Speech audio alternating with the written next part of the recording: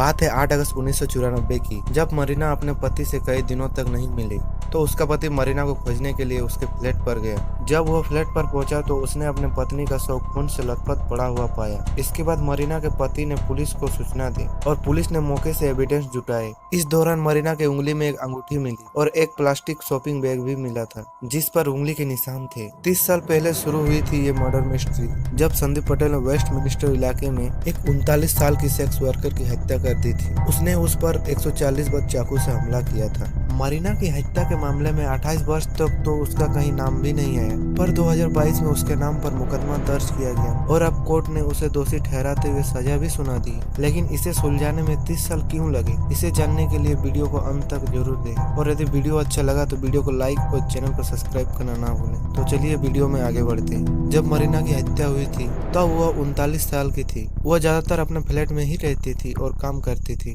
वह वीकेंड में अपने पति के साथ नॉर्थ नॉर्टन में समय बिताती थी। मरीना कभी कभी सेक्स वर्कर के तौर पर भी काम किया करती थी, लेकिन पति पत्नी के बीच किसी तरह का कोई विवाद नहीं था। मरीना कोलंबिया में काम करती थी और अपनी मां को पैसा भेजा करती थी, जहां उसके 2 बच्चे रहते थे। 8 अगस्त 1994 को जब मरीना अपने पति से कई दिनों तक नहीं मिली तो उसका पति उसे ढूंढने के लिए उसके फ्लैट पर गया। जब वो फ्लैट पर पहुंचा तो देखा कि उसकी पत्नी का शव खून से लथपथ पड़ा हुआ है। इसके बाद मरीना के पति ने पुलिस को सूचना दी और पुलिस ने मौके से सबूत जुटाए। इस दौरान मरीना की उंगली पर एक अंगूठी मिली और एक प्लास्टिक शॉपिंग बैग भी मिला जिस पर उंगली के निशान थे।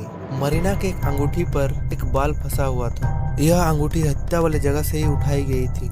जब इस बाल का डीएनए मैच कराया गया तो संदीप पटेल के बारे में जानकारी मिली। जांच अधिकारियों ने बताया कि घटना स्थल पर मिली पैरों के निशान भी संदीप पटेल के ही है। तो क्या हत्यारा उसके ग्राहक में से कोई एक है या फिर कोई चोर था? एक सुराग यह था कि मरीना का एटीएम कार्ड उसके फ्लैट से चोरी हो गया था और हत्या के तुरंत बाद उसके एटीएम कार्ड से पैसे भी निकाले गए थे। घटना स्थल पर सबूत के तौर पर मरीना की अंगूठी और एक भूरे रंग का प्लास्टिक शॉपिंग बैग ही था। बैग पर पाए गए फिंगरप्रिंट से पहचान की गई कि यह 21 वर्षीय संदीप पटेल का ही है, जो बेकर स्ट्रीट में अपने पिता के साथ स्लक होम न्यूज नामक दुकान पर काम किया करता था। हालांकि जिस बैग की बात हो रही है वह उसी दुकान से लिया गया था और इसलिए यह तर्क दिया जा सकता है कि उस पर उसका फिंगरप्रिंट पाया जाना नॉर्मल था, जिसके बाद उसे एक अपराध के रूप में नहीं माना गया और पुलिस जांच 1 दशक से अधिक समय तक आगे बढ़ाने में फेल रही। फिर 2008 में सबूतों को फिर से जांचते समय मरीना की अंगूठी पर एक बाल पाया गया।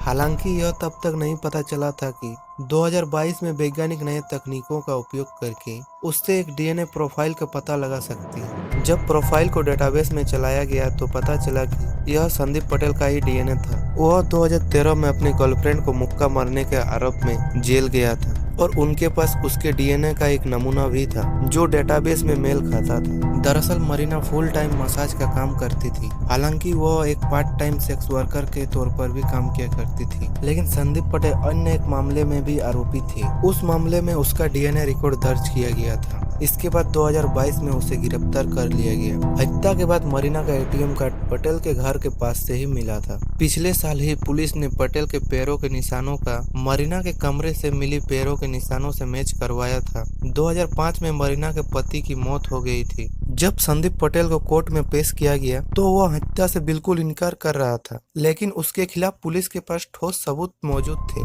फिर भी इस केस को सुलझाने में कोर्ट को 3 घंटे और 10 मिनट तक लगा। फिर इसे पूरी तरह से दोषी घोषित कर दिया गया।